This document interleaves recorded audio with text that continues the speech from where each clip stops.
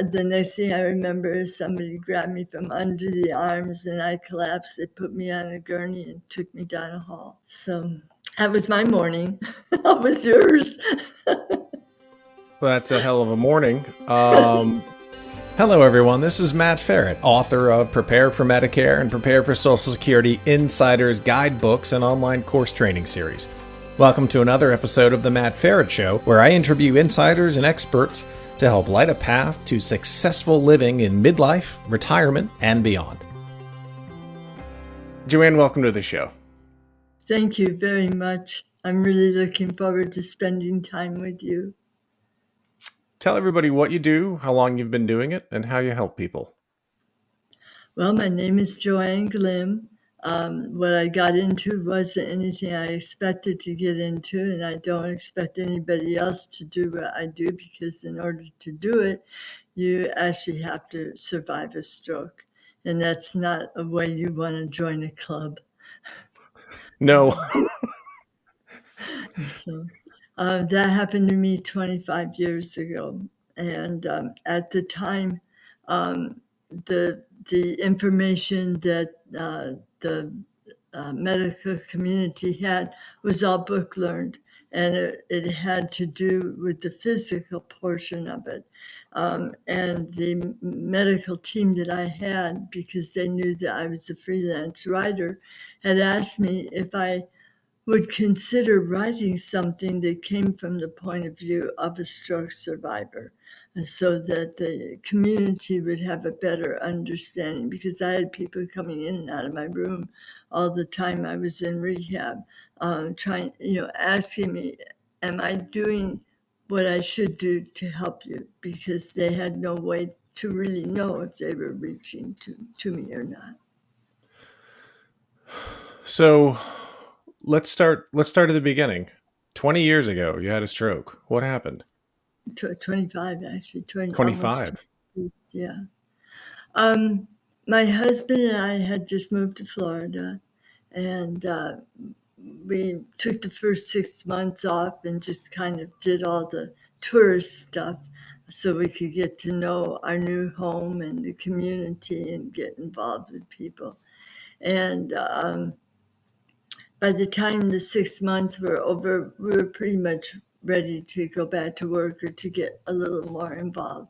Now, I had worked for Kelly Services for 16 years when I lived up in Chicago.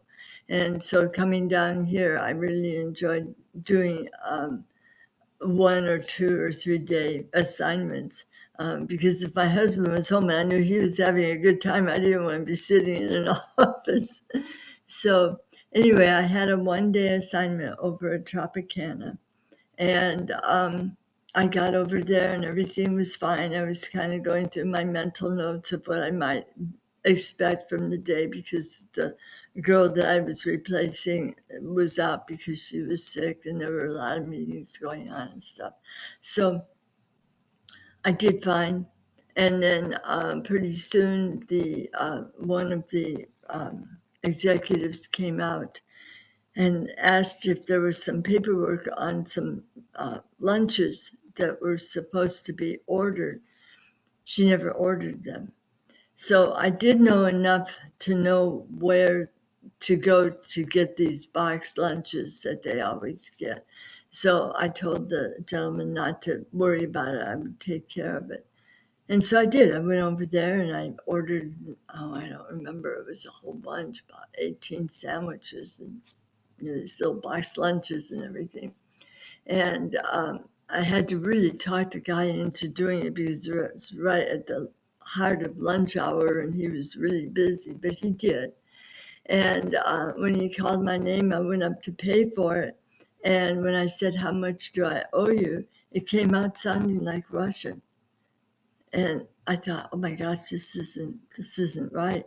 And you could tell that he was an immigrant, and he had a look on his face as though I was trying to, make fun of him or try to speak in his foreign language or whatever. And so I cleared my throat and I asked one more time, and it came out the same way. So what I did was I just took the card and gave it to him. Well, at that time, I started to put two and two together. My mother had passed away from a stroke when I was 14. She was 51. Oh, wow. And so I knew what she had gone through, and it just reminded me of that. So I still was standing upright. I thought that I was being very clear in my thinking, and trust me, what I did, I'm telling you right now, do not do this at home. Nobody do this, because I went out to my car and someone helped me bring the sandwiches out to the car. And I looked at the road. I was only a mile and a half away. And I decided if I stayed in the right-hand lane, there was this long road area where there was a flea market. It was huge and it was very well known down here. But they had had a fire that had just absolutely burnt them to the ground about 2 weeks before. So I figured, well, if I really feel like I can't go any farther, I'm just going to turn into that lot and somebody will find me sitting in the middle of the ashes. And so anyway, I kept driving very slowly and I got back over to Tropicana. I walked in there. My legs were getting a little wobbly, but I made it. And I got to the desk and I looked up and we were on the second floor and I looked at those stairs and I went, if they're that hungry, they can come down here and get these sandwiches themselves. I'm not going up those stairs. So there was a courtesy phone on the desk for the receptionist and I called my husband to tell him that I was going to the hospital. And when I called him and I tried to say, meet me at the hospital while I was still speaking Russian. And there was a long pause. And all of a sudden he said, I'm sorry, but I think you have the wrong number. Oh, Well, wow. I just burst into tears because it's like, okay, what do I say to him so he knows what is actually happening? And so the only thing I could think of was our wedding date. And so I said, October 19th. And there was another long pause. He goes, my gosh, what's the matter with you? And all I could say was, I'm sick. Meet me at the hospital. And that came out clear. So now lunch hour is almost over and people are starting to come back. And I hate doctors when there's some kind of an emergency. You know, people kind of walk by and look and just keep going, but they don't really do anything because they most of the time don't know what to do. So I looked at them and I looked at the car, which was still running outside. A gentleman had helped me bring all of the sandwiches in. And so I decided to go for it. And I drove myself to the hospital. Now, don't Oh. anybody do this. It's not a good Yeah, I'm listening to this going, well, okay, you recognized the sign of something wrong when you were making that order, and I assume you don't speak Russian, No, I don't. No. but it Yeah. sounded like Russian. Yeah. The and so you decided to get in your car, go finish the job, and deliver the sandwiches, and then drive yourself to the hospital. And that's what you're saying is okay. Did you know that that was not the right thing to do, or because you were apparently having a stroke, did you not know that was the right thing to do? Well, because I was having a stroke and mentally I was still aware of everything that was around me. And I've always been very independent and I've always been one that, you know, when I plan something, it's like, okay, if plan A doesn't work, let's go to plan B, you know, type of a situation. Now, the one thing I forgot to tell you was one of the biggest clues was when I was driving and I'd put my hand on the steering wheel, it kept slipping off. So I Oh, had that's no got to be use of horrifying. I had Yeah, no that's use of horrifying.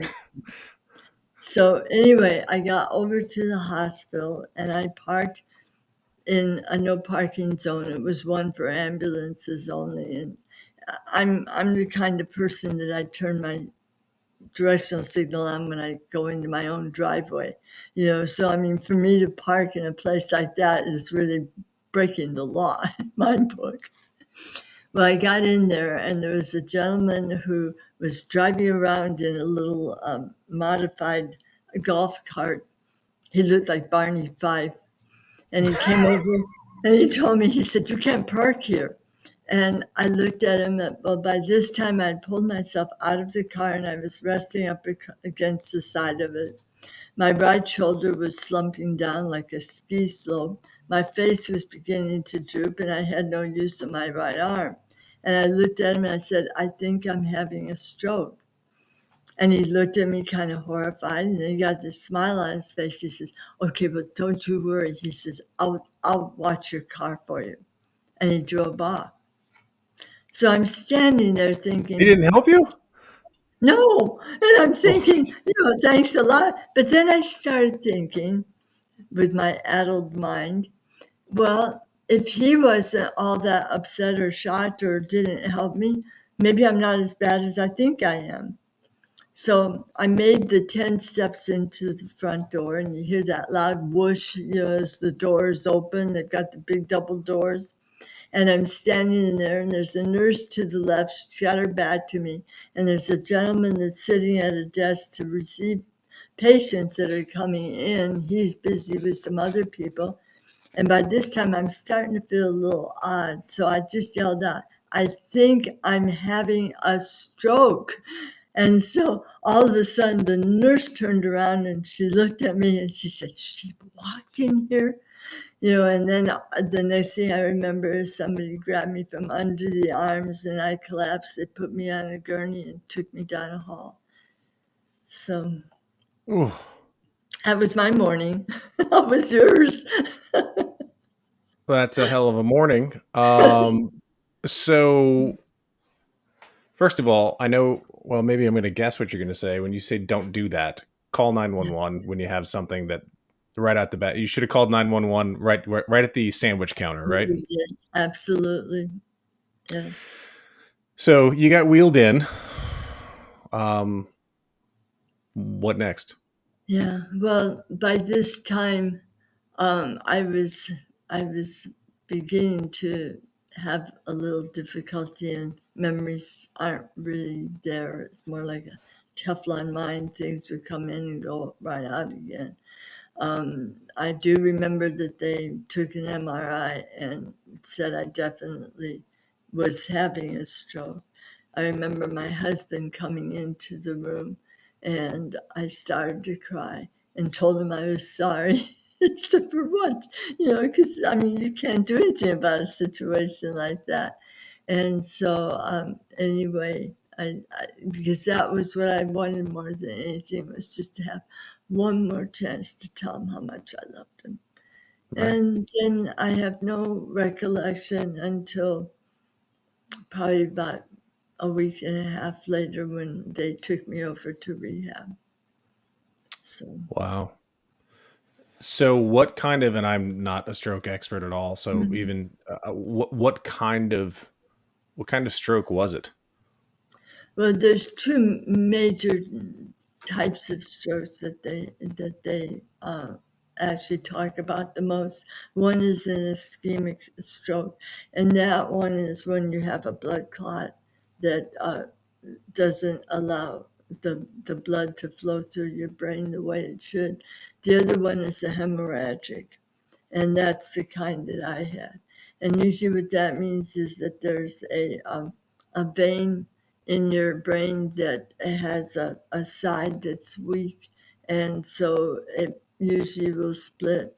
Well, that kind usually is the one that kills you outright. Out of 4 people, 2 will die immediately. One will die a few days later, and then one has the opportunity to survive, but there's no guarantee to your quality of life.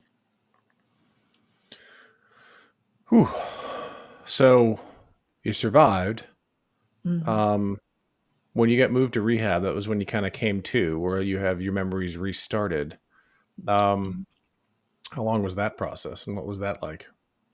It took a while because you get just snippets of something, but it didn't stay with you for long. And so somebody could tell you a joke, and they could tell it to you 3 hours later, and you'd still laugh just as hard, because you just had no recollection of the conversation.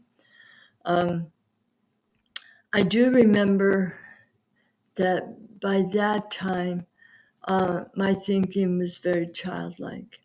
And I remember there was a woman that came in the room who needed some information, apparently, because I was working. And so there's forms and stuff that had to be filled out with OSHA. And she came into the room and she didn't come right up to the bed. She just stayed at the end of the bed. And so in my mind, I was frightened because she was a stranger. I had no idea who she was. And so I didn't know if I should sign these papers. I didn't know what I was signing. I couldn't write. All I would be able to do is just scribble. I don't even think I could make an X.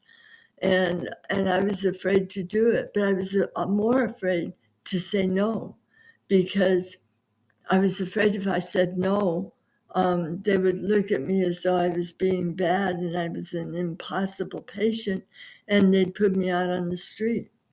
And so I just, and my husband wasn't around at that time.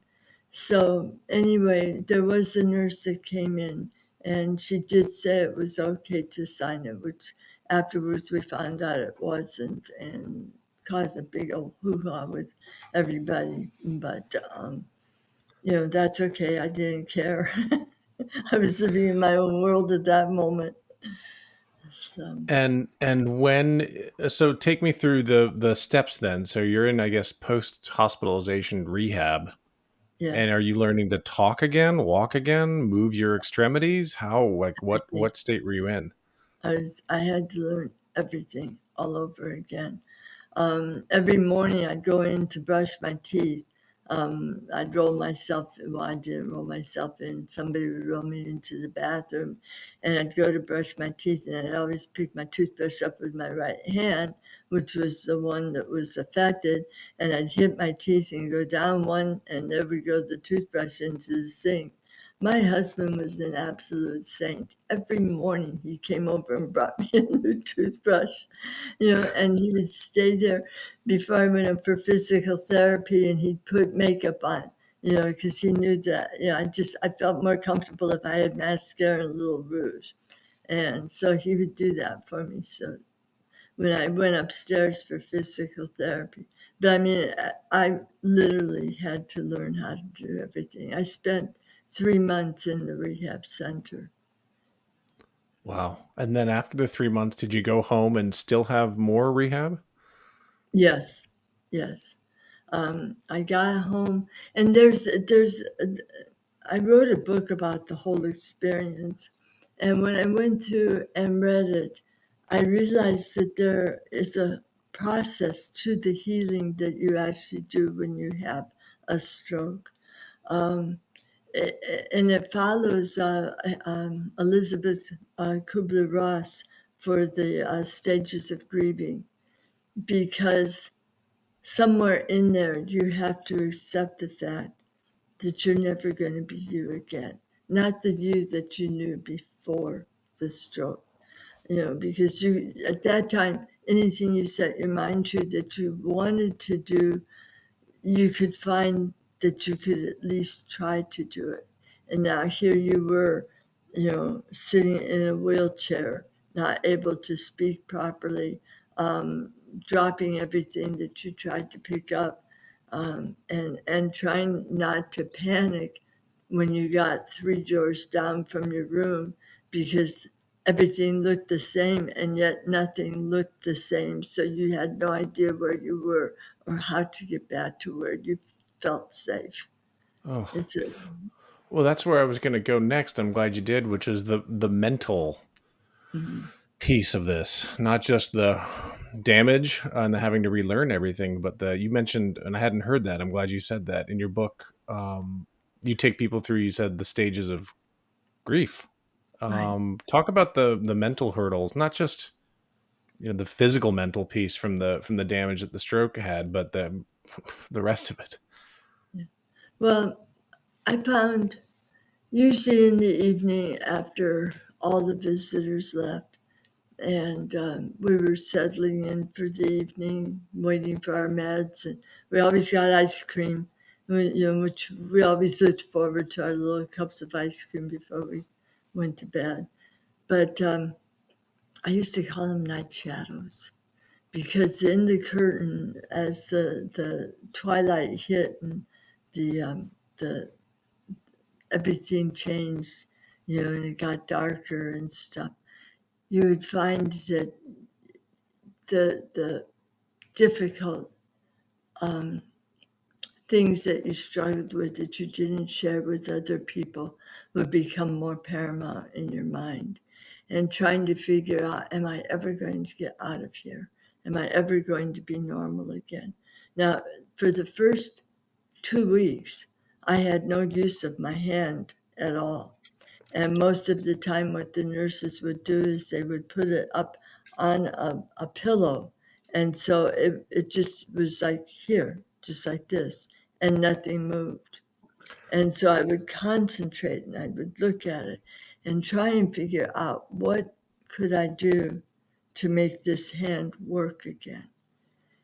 And so I started thinking about when I worked in radio. I was a disc jockey for a number of years in Chicago. It was an all-girl jazz station called WSDM. And I thought about some of the different things that we did with our voice to change the register of it, to make your voice more commanding, more pleasant, more attractive, and I would look at my hand. And finally, one day, I decided I was just going to talk to it and I was going to give it a thought of I wanted to move. And I would say move, and I lowered the register of my voice when I did that. And nothing happened. I just sat there and looked at it. And all of a sudden, a finger that I won't use on TV actually moved. And there was one of the nurses was in the washroom cleaning things up, and I yelled to her to come out. Well, she thought I fell or something, happened. And I told her, says, watch what I can do. And so I did it again. It was just very, very slight, but that finger moved. And she started jumping around the room, yelling hallelujah, and called the other nurses to come in. And, we were all just celebrating just this small, minor move. But that was the beginning for me to finally begin to have movement come back into my hand. What do you think it was that you were you? I mean, your brain was probably rewiring itself, and you were reaching back into a long, long ago memory and trying to get it. What do you have any idea how that worked? Well, anything with my healing besides the grace of God was a lot of hard work, a lot of repetition. There's something that the medical industry about 10 years ago started working with called neuroplasticity. And what that is exactly what you said. It's rewiring your mind to accept the things that maybe if you look at like a file cabinet, maybe it's a 3-drawer file cabinet, and the top one is locked now, and you cannot unlock that. And the second one is maybe stuck because it's never been used, and you just have to tug and pull on it to get it to open to get to those files. And then finally, when you do start to do things and return to some kind of normal life, then the third one is working very smoothly. But it takes a long time. I have a friend that is a stroke survivor who lives in Europe, and beautiful model, absolutely gorgeous. And she had 2 strokes, both of them. How she survived either one, I don't know. But she's a very, very smart woman. And she started really delving into the neuroplasticity. Now, she was like I was. I mean, she was just, paralyzed on one side, couldn't walk, couldn't talk, couldn't do anything for herself. And last winter, she actually went skiing in the Alps. So, but it Wow. took years. It took years for her to get to that point. How long did it take you? You said 25 years ago. How long did it take you to get back to a new normal? I was lucky because where where I had, well, lucky and unlucky, where I had my stroke was in a place called the thalamus. And that's a small walnut-sized gland, I guess is what you would call it, deep within your brain.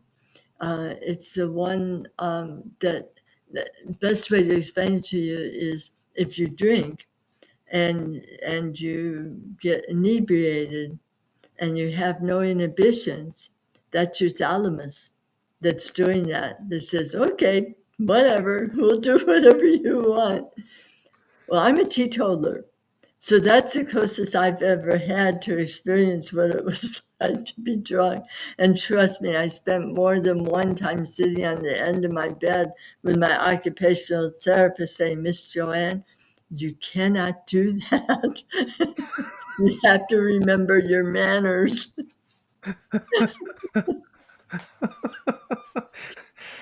So yeah, I'll go back to it. How long did it take to get to that new normal? I mean, I'm looking at you now and I'm listening to you and you're moving and you're talking. And I can tell it's probably not the speaking cadence that you had prior to the stroke, but Yeah. how, that's why I said the new normal. How long did that take? I would say the 3 months in rehab. And when I got home, I was still very, very weak, and I had more outpatient therapy from there.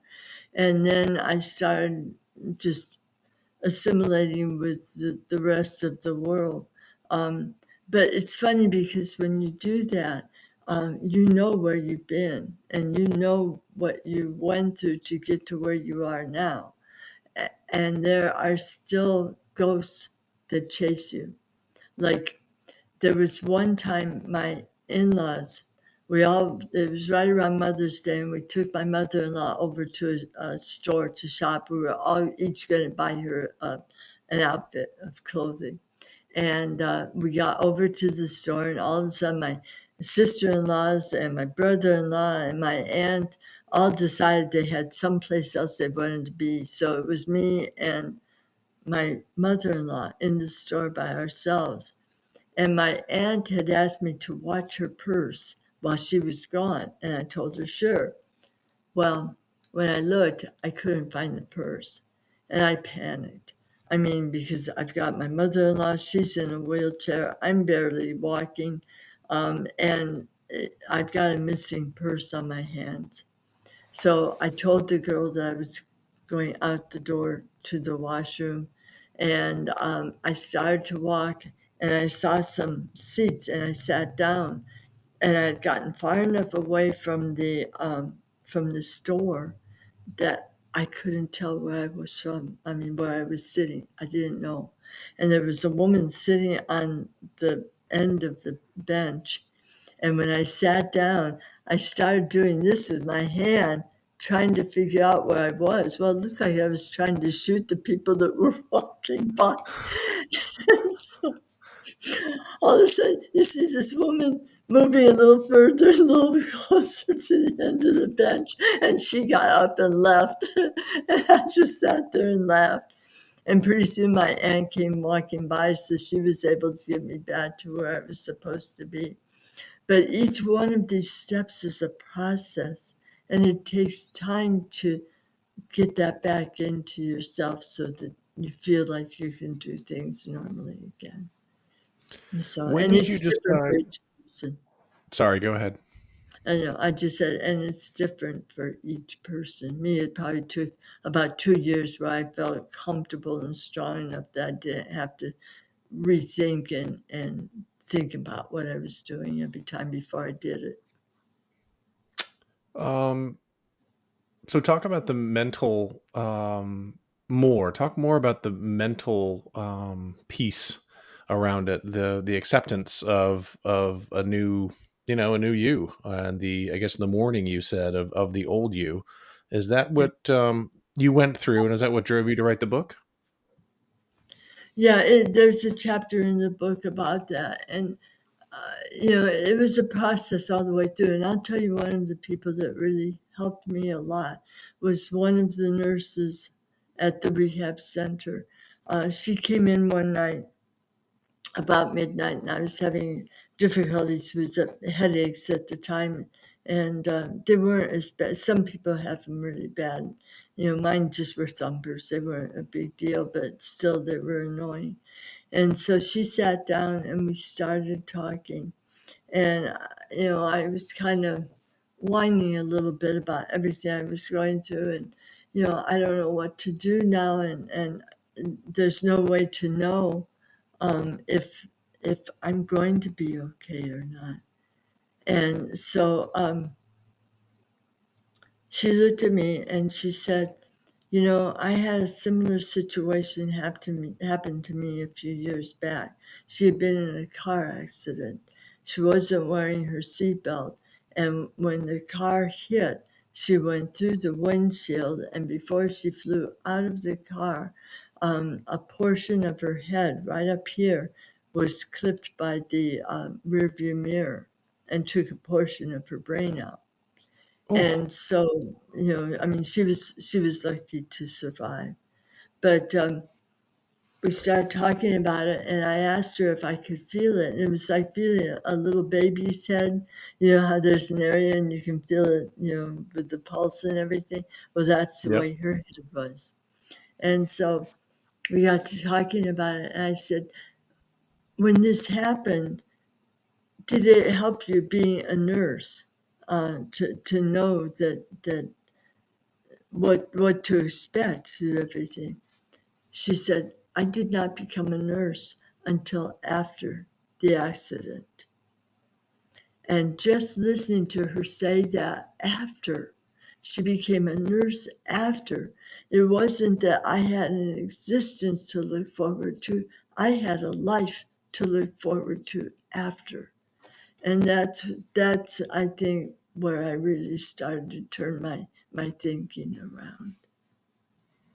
So surrounding yourself with people who love you and people who can inspire you. I have to imagine part of that story is the old never give up piece. You got to live for something and you have to find that intrinsic motivation. And if you Yes. don't, the results may not be what you'd like. Absolutely. If you do nothing, then you already know what the outcome is going to be. It's going to be nothing. You have to look at this as though you're an Olympian and you have to train, you have to do everything they say and not do it just the 5 times or 10 times they tell you, do it 20. Do it after breakfast, after lunch, after dinner. Make yourself get in there and do the very best you can, and it will help. Now, there's no guarantee because depending on physically how damaged your brain is, you may not have the ability to come back. However, it does not mean that you cannot compensate for it or find other ways to do things. I have another friend who's also a stroke survivor, who has what's called locked-in syndrome. And that means because of where her stroke was, which was down in this part of her brain, she ended up with something called locked-in syndrome, which meant that from the neck down, she's totally paralyzed. Her and her husband travel all over the world. They don't let this stop them. And they've got some really funny stories of things that have happened to them along the way. So, and that's one thing when we're talking about, I mean, these are the horrific things that you have to look forward to and work your way through it. And there is depression, and there are some people that become suicidal because they just cannot find their way out. But if they know that these are part of the process, and we've all experienced some of it to one degree or another, I just say to you, hang on, you're going to be okay. Find other people, find groups on Facebook, find something where you're not alone in this, because you're not alone. You talked about the role your husband played through all Mm, of this. And obviously, you're in with groups because you're referencing other people that you know, even in Europe, right? The yeah, person you said who all over the skied world. recently. So, talk to me about how important it is for family members or friends and what role they can play or should play with someone who survived a stroke?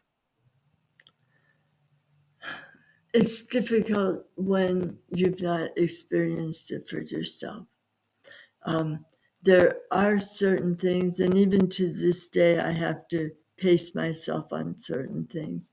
If I'm overly tired, because I have what's called aphasia, and a lot of people have that, and that means that your voice is affected, and you caught on to that right away. And that's really hard when you've been in radio and you know where your voice should go and where it should be, and that's never coming back. I can But imagine, but you know what? You're on this show and you sound fine. You sound great. So it's thank you. don't, and you know what? You're doing it. So don't worry about what it used to be like. So Thank yeah, you.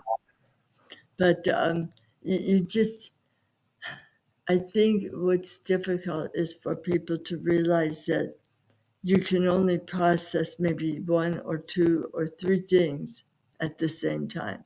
If you gave me, and this has happened to me even recently, if you give me a sheet that has nothing but numbers on it and I'm supposed to make sense of it, I can't do it. It just looks like a pile of spaghetti to me. It doesn't have any bearing, any meaning at all. Other people are like that when it comes to reading. They look at words and the words don't mean anything to them. So you have to start off slowly. Maybe if you do like to travel and you like to read, get books on travel. Look at the pictures. They've got maybe only a paragraph of information. Start there, until you build up the strength and you continue to go and you feel like you can advance to something more. And you have to be your biggest advocate, I think, is the biggest thing. With friends, and sometimes with friends, they want to overdo. I mean, they love you and they want to do whatever they can to make things better for you. I come from a family that makes you work for everything you get. And we play cards every night, and at the end of the night, they go, oops, and drop the cards on the floor, and I'd have to pick them up, which helped me with my fine motor skills with my right hand. So, I mean, I have to thank him for being so brutal. so your support group is really important. And I guess, would you say you'd have to? I've always found people want to help but don't know how. Yeah. Is there a resource? Your book, by the way, probably is a good one to help other people who are trying to help outline how they could help, or is that something that's going to be individual to each person with a stroke? I think it's individual. I know some people with their family, um, the family may either try to do too much or they get frustrated and they'll turn away. Or sometimes the stroke patient themselves will will offend people. That's another thing too. There's filters in us that are broken, and one of the ones it's broken, but at the same time it's freeing. Is if you catch us into a conversation that is all drama, we'll let you know we're not interested. We've already lived the drama. We don't need to hear all this petty little stuff about how somebody missed the bus over here and you had to go and pick them up. It's like, oh my, you can drive, you know. So, but the other thing too is we develop a sense of humor, and a gratitude that we may not have had before. Um, a lot of times when we look at the world, instead of looking at what's wrong with it, we look at what's right with it. How I know it's not polite to ask anyone's age, but give me a roundabout. You said 20 to 25 years ago. And the reason I ask is the tie-in with your mom. Your mom had a Right. stroke at a young age as well. Yes. My mother died Genetic, at bad 51. luck. Were you? I mean, any signs? You already said you don't drink, so were there any signs you missed in hindsight, or signs that your mom missed in hindsight, or genetic, or um, anything anyone can do to have I guess, an early warning indicator on this, or not? Well, if you live a life where you're really enjoying life and you smoke and you drink and you party too hard and you don't get enough sleep and you live under a lot of stress, you're asking for it. If that doesn't get you, something else will. So, you have to kind of look at what do you want out of life. Now, I can tell you from a very young age, because like I said earlier, I was 14 when my mom passed away from a stroke. She was 51. She smoked 3 packs of cigarettes a day, Lucky Strikes, which from what I've heard are very strong, either that or Camels. And she didn't smoke, but she didn't drink, but she was overweight. She worried about everything, and a lot of times she really needed to. She had a very difficult life. But when I looked at it, my life, the life that I chose was a lot different. I didn't smoke. I didn't drink. I love to exercise. I love fresh vegetables and fresh fruits. And, I like meat, but I don't eat a lot of it. I don't eat very many sweets. So I really thought, and I wasn't doing it because I felt I had to do this, and I'm not someone that preaches to anybody else. It's just a lifestyle that I enjoy. And so when I was 52 and had a stroke, I was shocked. Oh, So I think, looking back on everything, it probably was a familial situation where this is something that I was born with. My sister, that had been born the year before me, had passed away 3 days after birth because of a stroke. So that just kind of leads oh, me to wow. think that maybe Yeah. it had something to do with family. When did you write your book? I know it's for sale right now on your website and on Amazon, I think. So when did you find the courage to write the book, that you could kind of have enough space between uh, what happened and bring that to others in hopes of helping them with their journey? Well, because I'd been a writer for most of my life, um, that didn't pay my bills. I actually had a real job too, but I did. You mean most authors don't make much money? Yeah, when because I had written for so long, I knew that a lot of times when you have the most passion is right after an event or something has happened.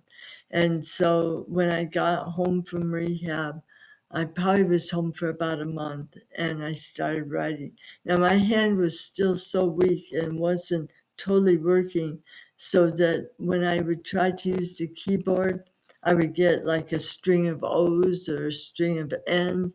It got to be so bad that even they wouldn't even spell check me anymore. They just said, The spell checker went, "We have no idea what you mean." exactly. So, but it took me about 4 months to get the first manuscript written, and Uh, it was it's good, still but pretty fast. yeah, but it was good, but it was bad at the same time. And most of my writer friends would agree because of the work that they've done. One of my friends, Patty's, my mentor, is Richard Paul Evans, who's, I'm going to give him a plug. He's the #1 New York Times best-selling author. He's 45 times. He's been a best-selling author for 45 different books. And he writes the kind of books that women like. They're not romance type books, but they're books about relationships. And if you ask him what kind of books he writes, he says, "I write the type of books that make women cry." Apparently, they're popular. Yeah, they are very, very, very popular. And he's expanded. He's done a number of other books, and he's just a wonderful friend. And I'm so grateful to have him where I can get in touch with him and ask questions. And So he helped I you with knew, the book or the manuscript? well, yeah, he did 20 years later. Because after I finished writing it and I looked at the first manuscript, I thought, I really need to put this aside and pick it up later and edit it later when it's not so fresh in my mind. And so, anyway, I just forgot about it. And 20 years later, I had written another book that was doing very well. And I thought, I really want to bring this out because it really does need to be brought to the attention of people out there who have had a stroke. Did you know that 610,000 people a year are first time stroke survivors? It's No. over 800,000 or 80,000 that have maybe more than one stroke, but 610,000.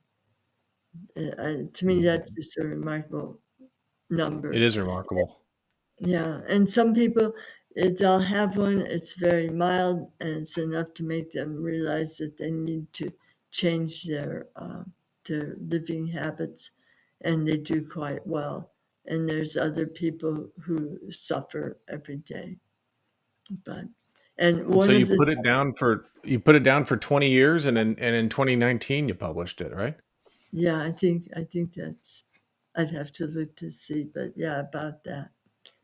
Yeah. And what happened was Richard had some what do you call them? Different retreats that you could go to for like 4 or 5 days and bring your manuscript with, and he would work with you on it. And so after that happened, I started getting really enthused about it and thought, it's not as bad as I thought it was. And I got it out there, and nurses and therapists absolutely love it because it gives them a different insight. And when they see a patient that comes in that is struggling, they know why. So it helps them to see that there's more that they have to do for the patient besides just the physical healing. This has been a really interesting conversation on a topic I don't know anything about, but I know a little bit more now. And I want to thank you very much for sharing your story. And I'm really glad you wrote the book. I'm really glad you picked it up 20 years later, or however long it was. And I'm sure a lot of other people will be too when they've got a family member that survives a stroke or a friend. 'Cause I'm sure it'll give them great insight beyond what the medical doctors and the rehab will do. It'll be the journey, and I hope it helps. And I'm sure it has helped a lot of people. Jo Ann, what questions about your experience and surviving a stroke should I have asked that I didn't? I think you did a brilliant job. I'm very A happy with brilliant job. Well, I've never heard that before. So thanks. I'll take it. I don't think it was a brilliant job, but that's nice of you to say. But what do you want to leave everybody with? At least some final words or thoughts. Well, I think all of us need to know that there is hope, and that you can survive, and that when you surround yourself by love or with love, a lot of good things will happen. And that's another thing that we didn't touch on at all, but there's a lot of funny stories in here. My roommate, when I was in rehab, was 30 years old. She had an electric wheelchair. I didn't. I had one of the ones that if you want to move, you better do it yourself. You got to use your own hands. And so you would see us come down the hallways a lot of times where I would be hanging on the back and she would, we were like a train, and she would just pull us down the halls. So yeah, we got into a lot of trouble. Had a good time. It's good, and So those are all in the book. And I think that's a nice summary. I'm really glad you came on the show, Jo Ann. Thank you. thank you. I'm very happy to meet you. Would you like people to know how they can get in touch with me? I would love to. I will put it on the website on your show page. And of course, Okay. I'll put it out there as well. But absolutely, please go for it. Tell everybody how we can find you. Well, there's several different ways that you can do it. One is through Amazon and our website in regards to the book. And also, if you go through Spotify, we do have the book on Audible because the number of times people's eyesight is affected when they have a stroke, and we don't want them not to be able to have the same information available to them. The other thing is that we do a podcast, um, usually about 2 times a month, and it's called Don't Count Me Out. And you can find us on YouTube under Stroke Survivor Stories Plus. So you can look us up there. And also, we have a Facebook group. And the name of the group, if you look us up under DCMO, and that stands for Don't Count Me Out, which was way too long to write out. I would miss some of the letters. It would take me 45 minutes before I even got in there, but it's dcmo.talks. And come in and join us. You'll meet a lot of other stroke survivors, and these people are wonderful. They'll talk to you about anything that you need to know. Awesome. So And again, I'll put all of those on the show notes on the webpage for this specific show. thank you so much. Jo Ann, And thank you thank you. thank you very much.